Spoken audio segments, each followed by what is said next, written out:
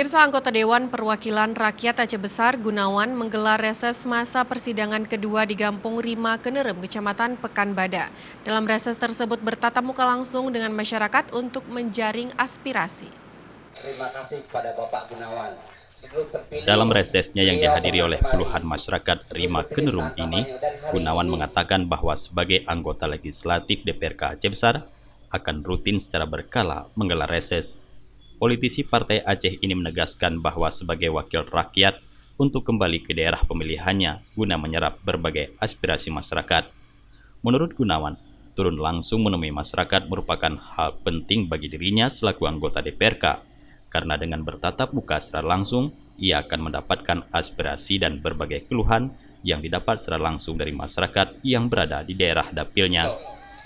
Dengan kita mendengar langsung dari masyarakat, saya sangat tertarik dengan apa yang di permasalahan yang disampaikan oleh masyarakat, di mana banyak persoalan-persoalan di kampung ini yang belum terjamah oleh pemerintah Kabupaten Aceh Besar.